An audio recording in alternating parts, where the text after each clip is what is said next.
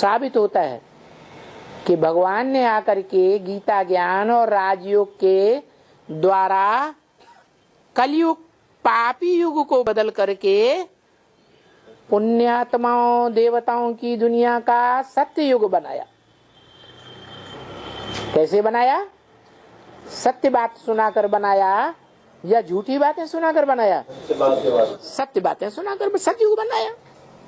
देवी देवता धर्म की स्थापना हुई। लेकिन महाभारी महाभारत लड़ाई के बाद ये स्थापना हुई है। क्या? Gate way to heaven is Mahabharata. Mahabharata जो युद्ध है वो स्वर्ग का दरवाजा खोलता है हर आत्मा के लिए। अगर स्वर्ग के गेट में प्रवेश करना है तो सत्य असत्य का ये युद्ध सामने आकर करना पड़ेगा। क्या?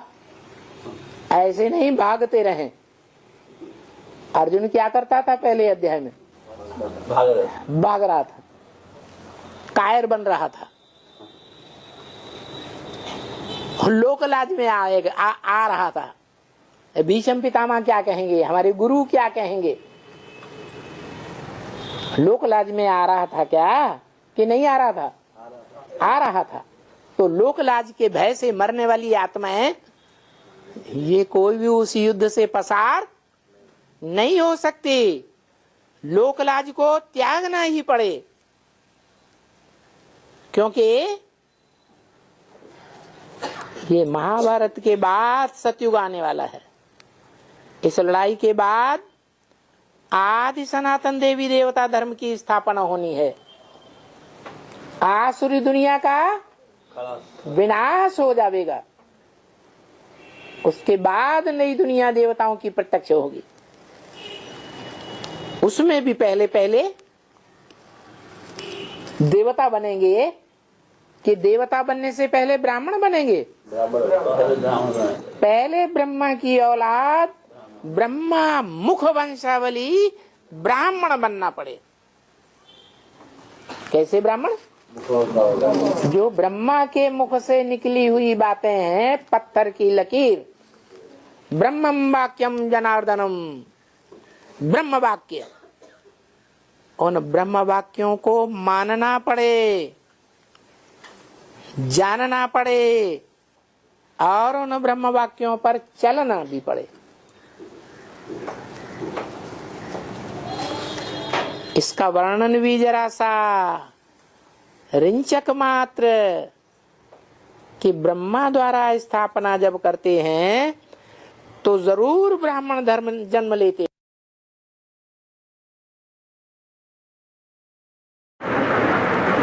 टाइम के अनुसार अभी बोला अव्यक्त बाप दादा ने कि जो कार्य है समझाने का वो पूरा हुआ।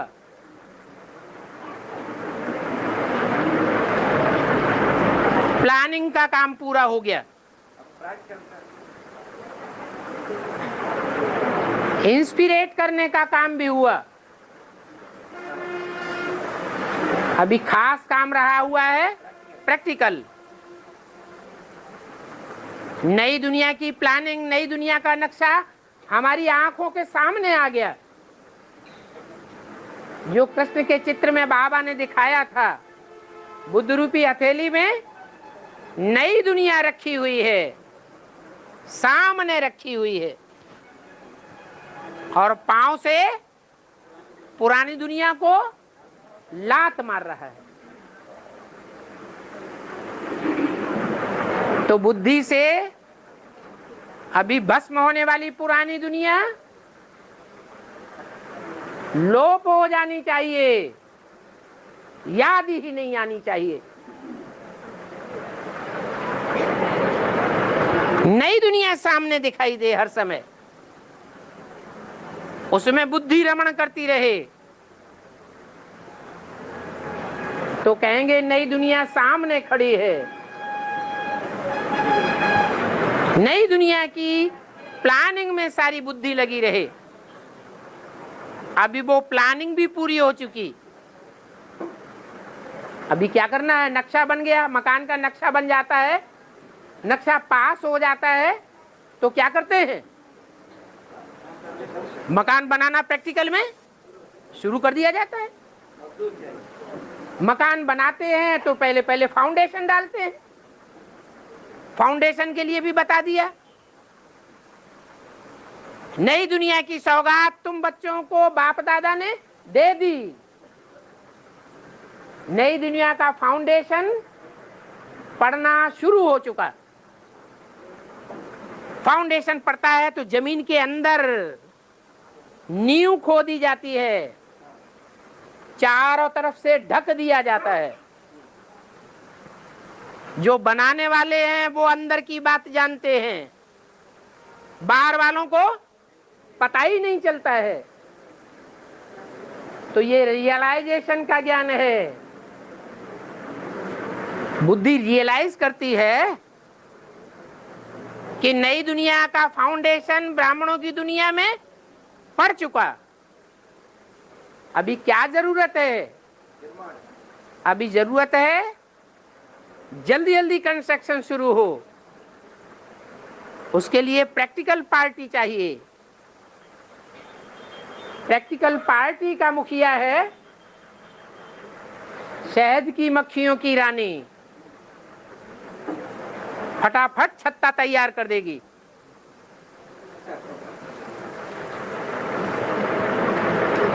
भागवत शुरू हो जाएगी। अभी तक चलता था गीता ज्ञान,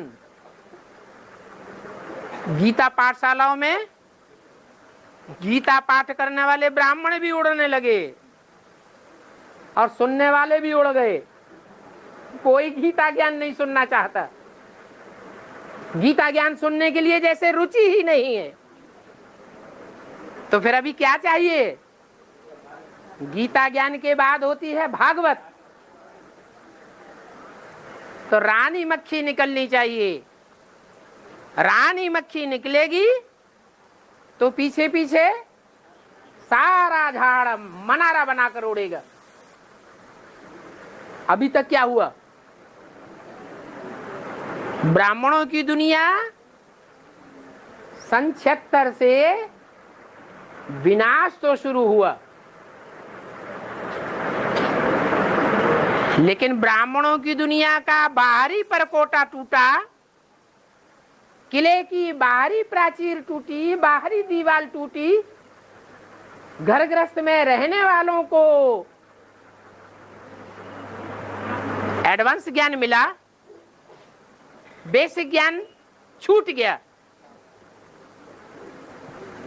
एडवांस में आकर के सरेंडर होने लगे। बाहर की दीवार टूट गई बेसिक ब्राह्मणों की दुनिया की, लेकिन अंदर की दीवार टूटी। अंदर की दीवार माना जो सरेंडर्ड वर्ग है बेसिक ब्राह्मणों की दुनिया में, वो दीवार टूटी नहीं टूटी। जब वो दीवार टूटेगी तो उनके ऊपर जो कब्जा रखने वाले हैं उनको क्रोध आएगा या नहीं आएगा? जोर से क्रोध आएगा, उल्टे पलटे काम करने लग पड़ेंगे। भागवत की आवाज निकल जाएगी चारों ओर।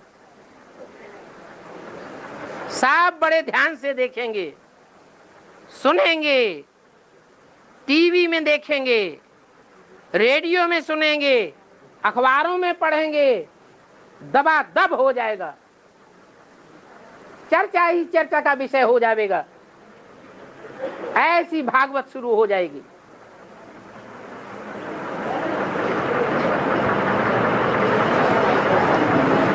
तो झगड़ा होगा कि नहीं? जोर से झगड़े फसाद शुरू हो जाएंगे। आखिरी महाभारत का नजारा सामने आ जाएगा। पहले है गीता, गीता के बाद भागवत, भागवत के बाद महाभारत, महाभारत महाभारी युद्ध। बाबा ने बोला है get way to heaven is Mahabharat. महाभारी महाभारत युद्ध होगा तो स्वर्ग के गेट खुल जाएंगे। ये महाभारत युद्ध स्वर्ग के गेट खोलेगा। लक्ष्मी आती है तो पीछे पीछे भागवत होती है। जब भागवत होती है तो झगड़े फसाद शुरू होते हैं।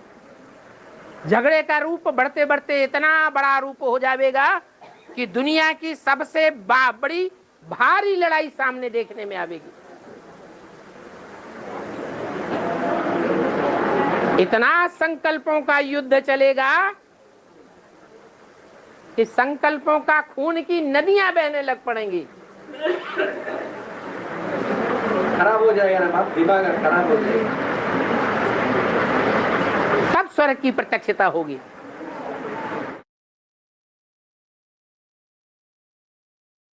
जिन्होंने जैसा पुरुषार्थ किया उस पुरुषार्थ के अनुसार उनको प्राप्ति होती है।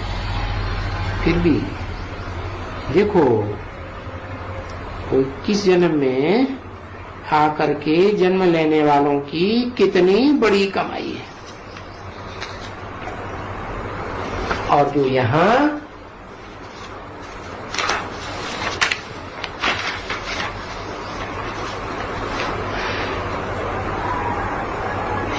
इस दुनिया की बाकी कमाई है, कितनी भी बहुत कमाई कर लें, टाटा बिरला डालमिया,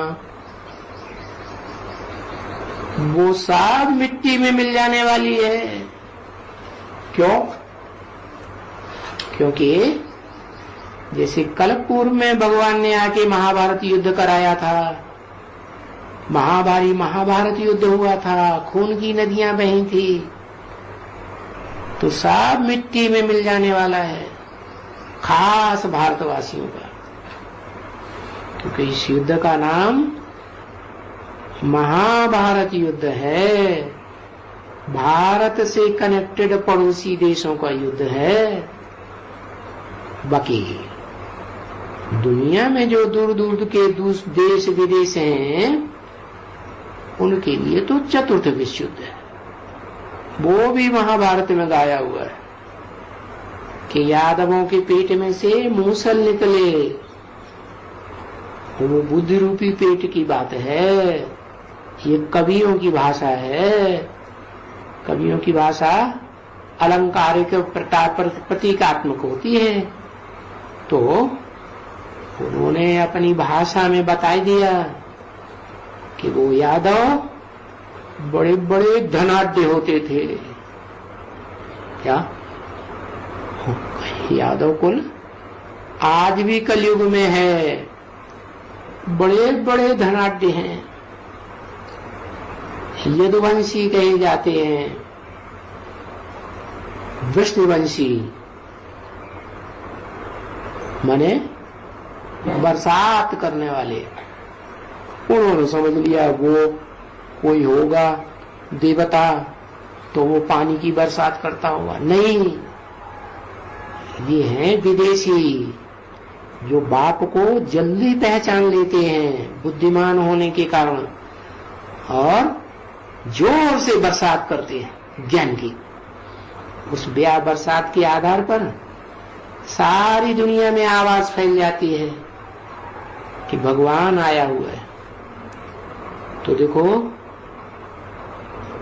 ये जो बड़े बड़े साहूकार हैं, जो शास्त्रों में गाए हुए हैं, धृतराष्ट्र जिन्होंने राष्ट्र की सारी धन संपत्ति धर ली,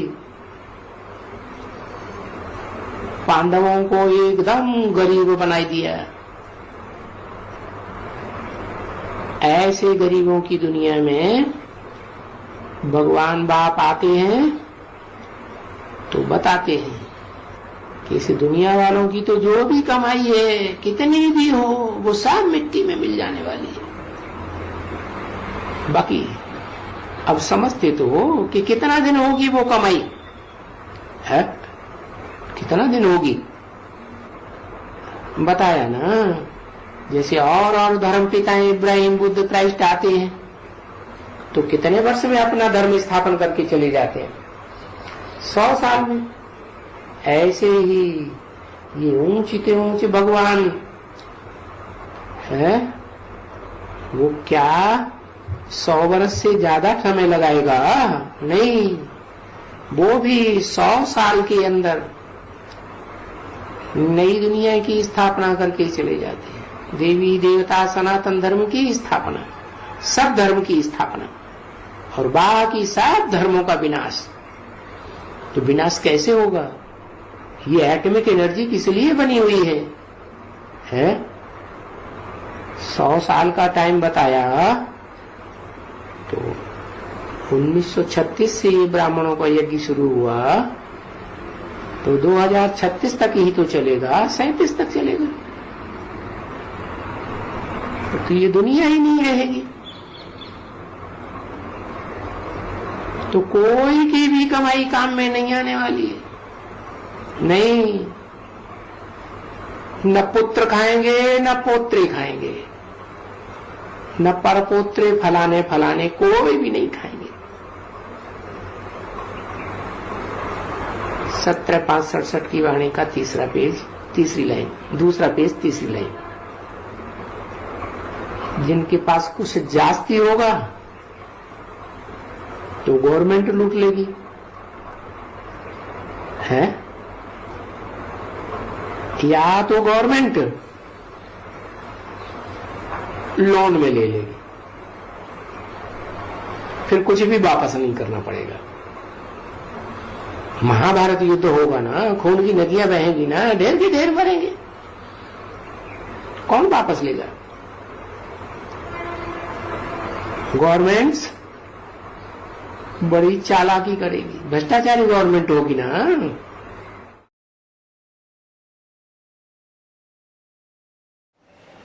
आगे कभी ऐसी लड़ाई नहीं लगी थी। क्या 2500 वर्ष हो गए, कितनी लड़ाइयां लगी हैं।